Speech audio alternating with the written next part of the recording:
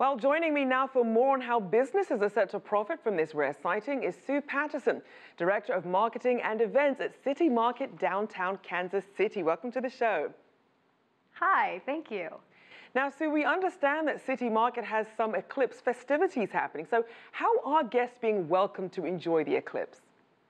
You know, we are so excited about our event. We have planned a full schedule of nighttime entertainment in the middle of the day.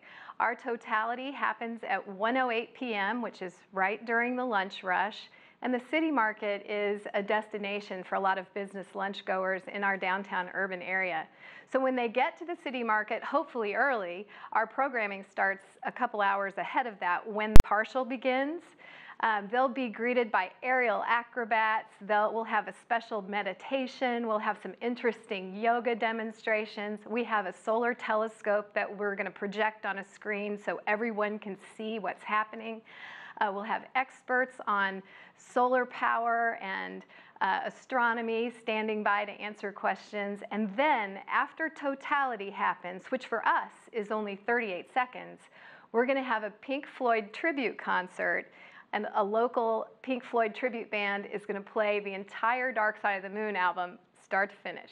I love that. Now, in terms of the fact that we know this is only going to be about 38 seconds, as you said, what are some of the states and the areas that are really expected to cash in the most from this very quick eclipse?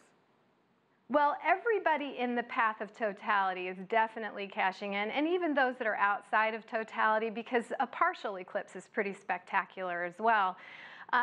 There's probably 13 or 14 major cities in the path across the United States. 14 states are involved. Everybody is planning, large-scale viewing parties, some with entertainment like ours. Some are even, presenting entertainment all weekend leading up to the eclipse. Now, what about companies? How are other companies nationally and in Kansas City really cashing in on this event? Well, it's really, the tourism industry is really seeing, a lot of action here. I know that hotel rooms are almost all booked up.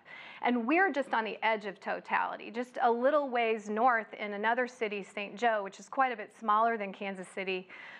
They haven't had hotel rooms available for years. And I do know that everything is 3 times what it would normally be this time of year. So the tourism industry is really looking forward to this, as well as the service industry, restaurants, the hospitality industry, and then of course just everybody's figuring out a way to make a buck off of this very rare occasion.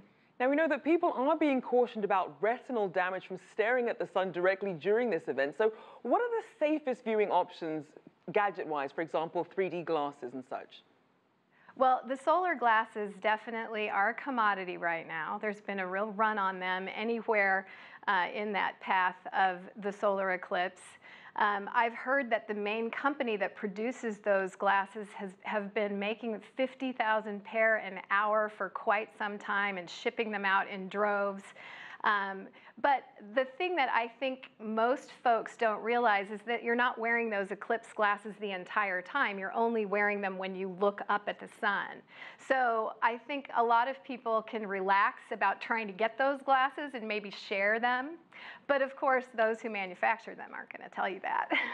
Now, as you mentioned, a lot of people trying to cash in on this. So what are some of the more effective and creative ways that people are really trying to market their products and services for this event? Well, we're in the Midwest, and so there's lots of land here. So there's, I guess you would call it, I'm not an expert, but I guess you would call it dark money. There's a lot of dark money ways to capitalize on this event.